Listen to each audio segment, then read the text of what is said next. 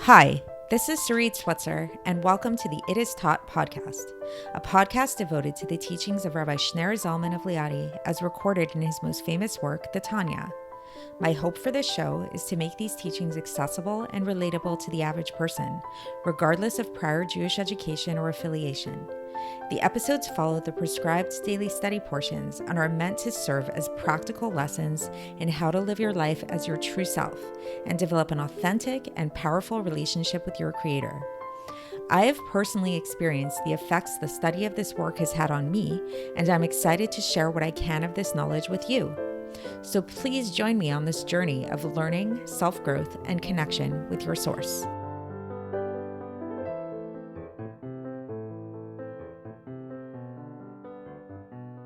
Hi, and welcome to the It Is Taught podcast. This is episode 378 for the 11th of Kislev in a leap year. There is a story told most famously by the late author David Foster Wallace in his commencement speech about two younger fish swimming in the water, and they pass by an older fish who says to them, "How's the water today?" And they look a little baffled and they keep swimming, and one of the younger fish turns to the other and says, "What's water?" So it's a really short story, and the basic point of this story, there's been a lot of lessons that can be taken from the story, but the basic idea is that sometimes we are so acclimated to the atmosphere around us that we become oblivious to it, whether we're talking about the actual physical air around us, whether we're talking about the social climate or things like that. So we can understand this in a spiritual sense as well, that here we are living in this physical reality, and we take so many things for granted. We take our lives for granted. We take the sun rising and setting in the morning for granted. We take the air we breathe, the water we drink for granted. And the fact that there's a godliness that pervades all of it is something that we may not even recognize because it's just here, because we're immersed in it so much. It's easy for us to forget our origins. It's easy for us to sometimes forget the fact that we actually have a source, that there is a creator to the world. So this, in a sense, we can understand as kind of like the point of Chassidus, to remind us of our origins, to remind us of our source. One way to kind of think about this is in terms of the birth of a child.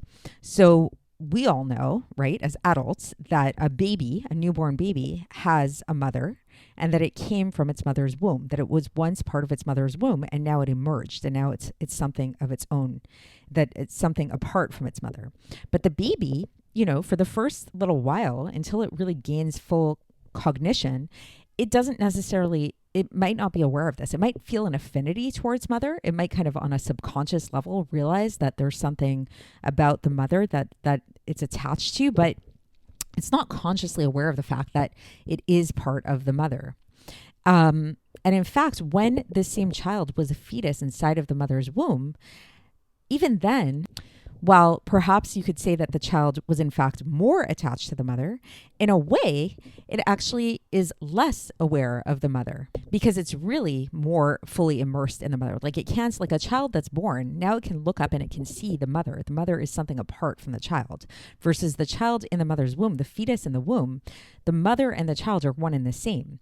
So the mother, the fetus feels the nourishment that it's receiving and this like sac that it's clothed within, and it feels this support and this comfort, but at the same time, it's not quite aware of the source of where this nourishment is coming from. So we can think of these as kind of two states of being. There's the prenatal state before the child is born, and then there's the postnatal state, the birth of the child.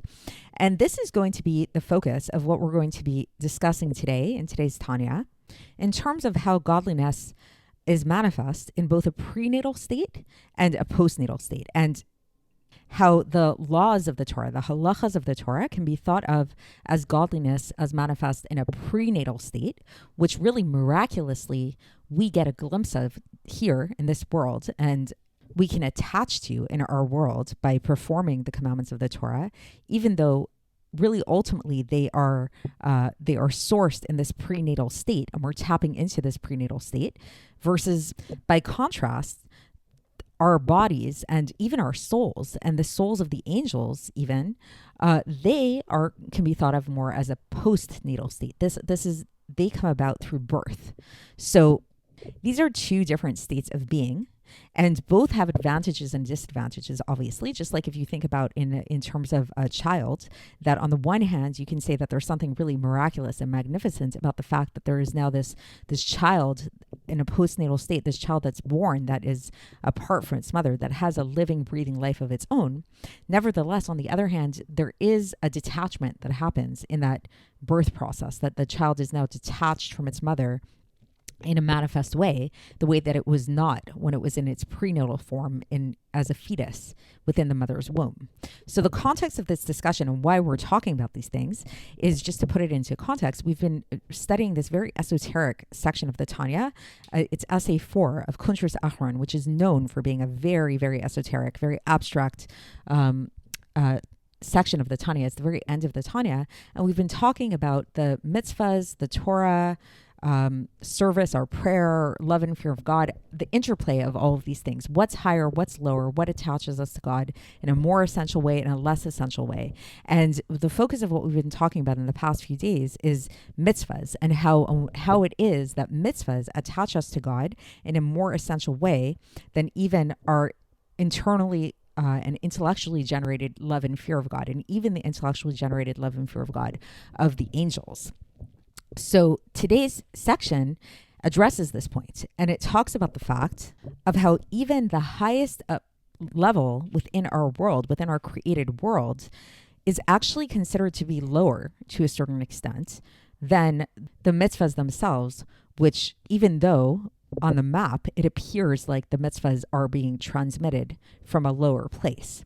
And so it does get kind of technical, this Tanya, and so I'll try to get through it as articulately as possible. But again, this is very dense, this section, and kind of the key takeaway in trying to understand all of this is that a lot of these terms in Chassidus, as I've mentioned several times, are very relativistic kind of terms. And that's what makes it tricky, and that's where it's like sort of hard to like draw a map of what's going on in the spiritual sense of the spheros and the the souls and all that stuff, because things are kind of like kind of constantly in motion, and it depends on what aspect of what thing we're looking at. So some introductory kind of like review terms to be familiar with in going through this are a few things. So first of all, we know that there are 4 general worlds, right? There are 4 general spiritual worlds. There's the worlds of Atzilus, Bria, Yetzira, and Asiya. And Atzilus is kind of set apart from the other worlds because Atzilus is the world of emanation, and the worlds of Bria, Yetzira, and Asiya are the worlds of creation. They're created worlds, so they're more separate from God. For the sake of our discussion today, and again, only for the sake of our discussion today, because in another context, the following analogy would not necessarily apply, but for the sake of our discussion today, Atzilus can be thought of as the prenatal state. Atzilus can be thought of as like the pre-birth state, when the worlds, the beings within the world of Atzilus are still one and unified with their source, meaning God in the sense. Versus when we talk about the lower worlds, the worlds of Bria, Yetzira, and Asiya, these are the postnatal state. This is where there's an actual creation. There's something separate, so to speak, from God. Even though, of course, we know nothing is really separate from God, but it's they recognize themselves as being separate from God. There's an observed separate reality from God.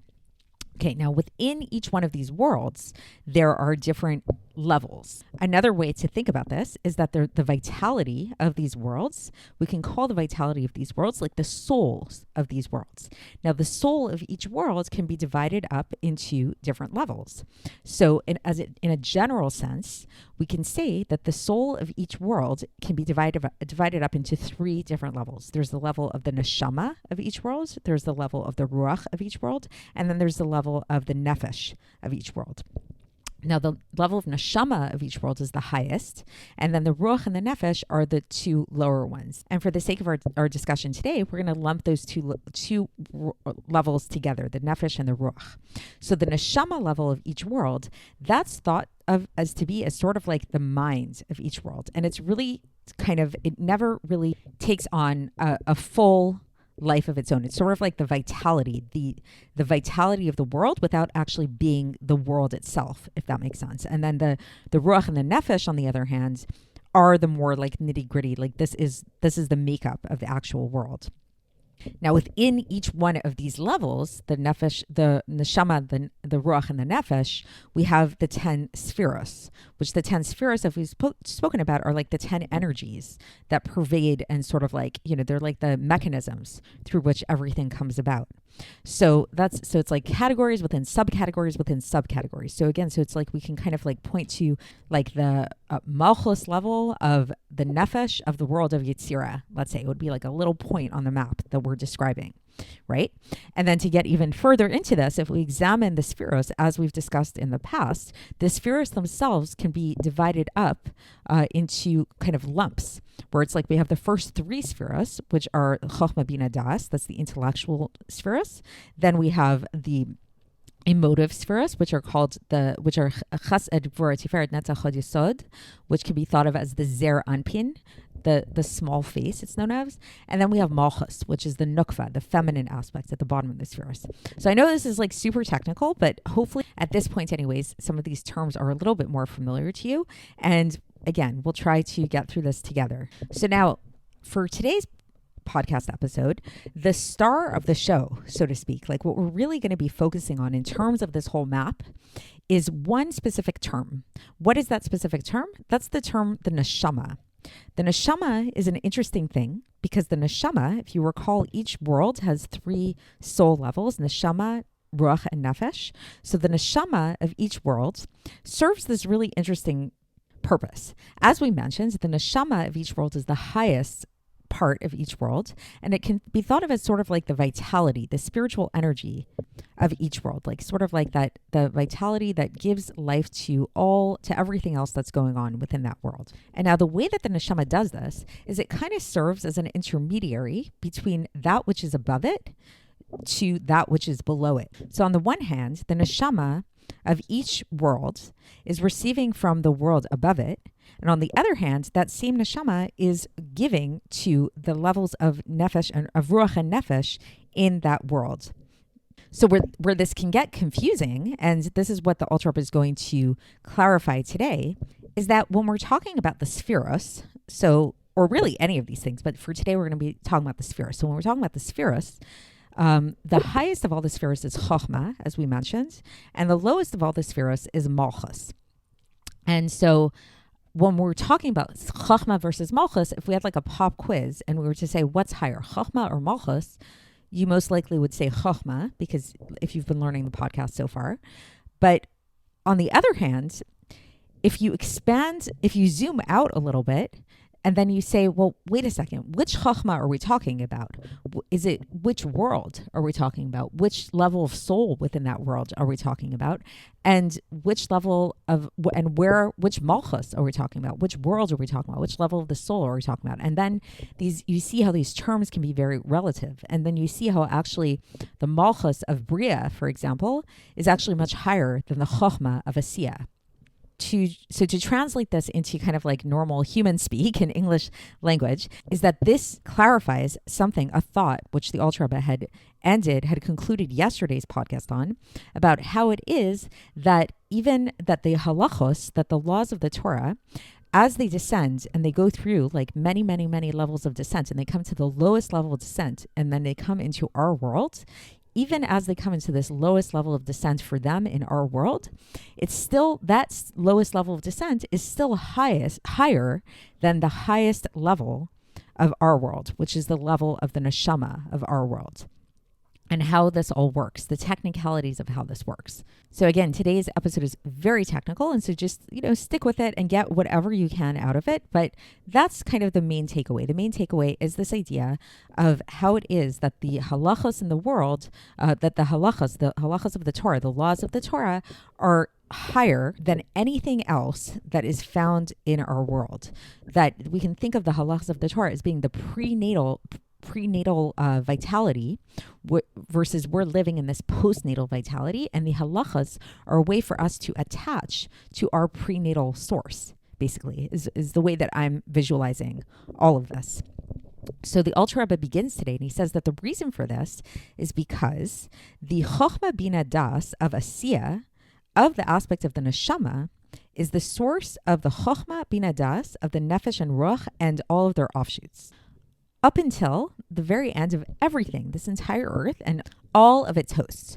So the basic idea with the Alter is starting off with us here, he's telling us how our world comes into being on a technical spiritual level. And he says that the way that our world and everything within our world comes into being is through the neshama of our world. So again, every world has a neshama, nefesh, and ruach of it. So it comes via the chabad within the neshama of our world. And that chabad of the neshama of our world gets transmitted through the nefesh and ruach of our world and the offshoots of all of that. And that creates everything in our world. Okay, so now, by contrast, when we look at the halachos, they have a very different channel through which they come through and manifest in our world. Their channel is they come from the chokhmah bina das of malchus of bria and yetzira. So the chokhmah bina das of the neshama of asiya, the world of asiya, brings about creation in our world, versus the chokhmah bina das of the malchus of bria and yetzira is the source for the halachos. Okay, so now, what's the difference? So the chokhmah within the levels of malchus of bria and yetzira, the idea of the chokhmah is that the function of the chokhmah there is to be metaken, to rectify the partsufim of Atzilus. So partsufim is a whole topic in its own right. That could be a whole podcast episode on its own. But the partsufim of Atzilus, loosely translated as like visages of Atzilus, like the faces within Atzilus, they could be thought of as sort of like the expanded manifestation of the spheros within Atzilus. So we know that the spheros have all, like, again, there's like an interplay of all of them, and they're interwoven one within the next, so that you have like the 10 spheros, and then within each one of the 10 spheros are all of the 10 spheros. But like in a more concentrated fashion, we focus specifically on the mitzvos, the emotive character traits, and the main emotive character traits are the first 5, because the lower 2 of Yesod and Malchus are more in terms of how these emotive attributes manifest themselves. But the 5 emotive attributes, Chesed, Gvura, Tiferet, Netzach, and Hod, are like the main body of the emotive attributes. And so within those 5 attributes, each one of those contain 5 within them. So and so it's like there's like chesed of chesed, chesed of gvura, chesed of tiferet, chesed of netzach, and chesed of yesod, right? And of the emotive attributes, the 2 main emotive attributes are chesed and gvura. So this is what we reference when we say the hey chasadim and the hey gvuros, the 5 chasadim and the 5 gvuros, which comes up a lot in Chassidus. This is what we mean. We mean that we're talking about that with the 5 chasadim are chesed of chesed, gvura of chesed, tiferet of chesed, netzach of chesed, and hod of chesed. The hey gvuros, the 5 gvuros, are chesed of gvura, gvura of gvura, tiferet of gvura, netzach of gvura, and hod of gvura. So that's sort of like the expanded manifestation of chesed and the expanded manifestation of gvura. And that we can call the faces within Atzilus, right? And so getting back to the text, so the Alter Rebbe explains to us today that these partsufim, what are these partsufim within Atzilus? These partsufim are the reasons behind the mitzvos. These are the reasoning behind the mitzvos. And so now going back to the map of where the halachas are found on the map. So we said that the halachas are found on the map within the chabad of the malchus of bria and yetzira. So the chabad, the chokhmah of the malchus of bria and yetzira, what is that? What does that chokhmah do? That chokhmah rectifies the reasoning of the mitzvahs, that rectifies these partsufim within Atzilus. So how does it do this, to be specific? So the positive commandments are related to the hey chasadim, which is like the right side of the face. We can think of it as the right side of that face. And the negative commandments, the prohibitions, have to do with the hey gvuros, with the left side of the face, with the 5 gvuros. And so thus, since like they're really sourced, like the halachas basically are like their origin is in this going upwards to be mataken, to rectify these visages within the world of Atzilus. Thus, when they come down and they become manifest here within the created world, even within the level of Malchus of Bria and Yetzirah, which is like the lowest level of Malchus of Bria and Yetzirah, they become manifest specifically because they're coming, like the way that this happens is through the kelim, through the vessels of Atzilus. And so thus the way that they manifest is through the level of neshama. And not on the level of nefesh and ruach, because nefesh and ruach is more related to created beings versus anything having to do with Atzilus is more emanation. So when we're talking about this level of the vessels of Atzilus, then we know that has to do more with the neshama level. So to summarize that once again, so basically what the Alter Rebbe is saying is that the source of the mitzvahs, like when we learn mitzvah, when we learn halacha, these are coming from the level of Malchus of Bria and Yetzirah. And this level of Malchus of Bria and Yetzirah, where within Malchus of Bria and Yetzirah is it found? It's from the Chabad of Malchus of Bria and Yetzirah, which the Chabad of Malchus of Bria and Yetzirah, the function of this Chabad, or the function of the Chochmah, to be more specific, is to rectify the partsufim within the level of Atzilus, which means that there's a connection there's like a core connection between the halachos and the world of Atzilus. And so thus when the halachos get translated down into here, they come through the kelim of Atzilus, through the vessels of Atzilus, but there's still this like very core attachment to the world of Atzilus when they come down here into this world. And so since there's this very core attachment to the world of Atzilus that they never really separate from the world of Atzilus from which they come, is the basic idea. Thus, the way they manifest within these worlds of Bria and Yetzirah is on the neshama level, because the neshama level is more kind of like abstract. It's not a creation the way that level of ruach and nefesh are, right? Okay, so now the Alter Rebbe asks a question on all this. So it seems like what seems to be implied from this discussion, if you've been sort of following it along, is that the halachos, due to their lofty origin within the world of Atzilus, cannot fully come down and create anything because they're too lofty. The whole idea of Atzilus is the antithesis of creation. Atzilus is like its emanation. It's totally godly. It's prenatal. It's connected to its source. All of that kind of stuff. But yet the halachas, the way that they get drawn down and translated into us is through the level of malchus, which within the worlds of Bria and Yetzirah, specifically within the level of malchus of Bria and Yetzirah, and then it manifests as the neshama within each one of those worlds. So now the question is that if you have been following along yesterday's episode, we spoke about the created beings, the angels within the worlds of Bria and Yetzirah, and we said what's the origin of the angels within the worlds of Bria and Yetzirah? The origin of the angels within those worlds is from Chochmah Bina Das of these worlds. So this seems to be a big question, because what's higher, Chochmah Bina Das or Malchus? If you've been learning the podcast for a while, you know Chochmah Bina Das is higher than Malchus, right?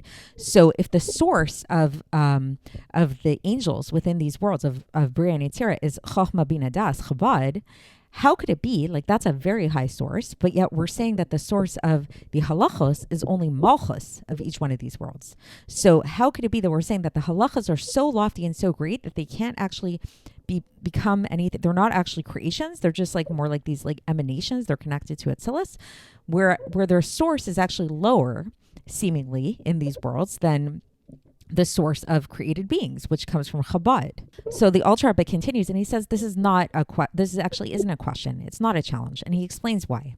He says because it's true that the malachim, the angels, and the souls, they are created beings within these worlds, but they're coming. Yes, they come from Chochmah Bina Das, which is a very high level of the neshama. But they're coming from a very small droplet, a tipa, like it's likened to semen, really. It's a very small droplet that comes from, yes, this higher level of Chabad, of Chochmah Bina Das, of the neshama of that world, into the Zer Anpin of that world, the Yesod of the Zer Anpin, which is the sixth attribute of their Zer Anpin, and given to the Nukva, to the Malchus, which is the lowest of the world. And from there, they emerged by way of birth, of Leda, right? So basically what the Alter Rebbe is saying is that when we say that these souls and these angels are coming from this place of Chabad, of the worlds of Bria and Yetzirah, that's true, but they're getting like a very little, very diluted droplet. They're not getting the actual Chochmah Bina Das of it. And even if we say, says the Alter Rebbe, that they came about, that their creation came from the kelim of Malchus of Atzilus, of Nukva of Atzilus, they nevertheless, these kelim, these vessels, then descended and became the neshama for the worlds of Bria, Yetzirah, and Asiyah. But the essence of the Chochmah Bina Das, not just like a little droplet, but the actual essence of the Chochmah Bina Das does not descend in the way that this droplet does to create these droplets to create the angels and the souls, but it actually expands into the in six directions of Zer Anpin and Nukva. So it's the six attributes, the six emotive attributes, and the seventh, the Malchus. And this is what we can understand to be. This is the source and the origin of the Shisha Sidrei Mishnah, the six orders of the Mishnah, and the Gemara. So that is a lot. That was a mouthful today. I think this is maybe the most intricate and complex section of the Tanya. So if you had difficulty following it today, I really apologize. I tried my best to explain this in a very articulate way, but again, it's very dense stuff, I know. And again, the main takeaway that you want to get from this, and the Alter Rebbe is going to continue and expound on this even more tomorrow when we conclude this essay, is that the origin of the mitzvahs comes from a very lofty place that is that gets translated to us in an undiluted form that is very unique, because everything else that we experience, even our love and fear of God, even the angels, even our souls, are all coming from, yes, they might be coming from like a higher place, quote unquote, technically speaking, but it's in a more diluted format, and it's more, there was more of a break. We can think of it more as like a creation, as a birth. There's a birth. So it's sort of like once you have a birth of a child, even if this child is perfect and was just born just right now, there's a separation between the child and the mother in a way that doesn't exist when we talk about the fetus as it exists within the mother, even if that fetus is not fully formed yet. And if we could somehow tap into our prenatal state, there's something very unique and special about that. It's like we're sort of tapping into our origin. So, and that's sort of the idea, is that when we learn halachos, when we engage in halachos in Jewish law, we're tapping into something that is higher than anything else that we can experience in our postnatal state down here. So that's it for today. And once again, I hope I did a good job in explaining this stuff to you guys, because, and I know there's a lot more there. There's probably a lot more that I could have explained, and layers upon layers of this kind of stuff. But hopefully this was sufficient for today, and we will continue tomorrow when we conclude this essay, and I will speak to you then. Thanks for listening to the It Is Taught podcast, hosted by Sarit Switzer. This podcast is dedicated in loving memory of my maternal grandfather, Avraham Yitzchak ben Binyamin HaKohen of blessed memory. Music by Shoshana. If you enjoyed this episode and would like to support the show, please share it with others and subscribe on YouTube, Apple iTunes, Spotify, or wherever you listen to podcasts. And make sure to leave us a 5-star review. To find out more about the It Is Taught project, including more information on my soon-to-be published book, please visit our website, itistaught.com. To catch the latest from me, follow me on Facebook, Instagram, and Twitter. Looking forward to speaking with you tomorrow, and until then, have a great day.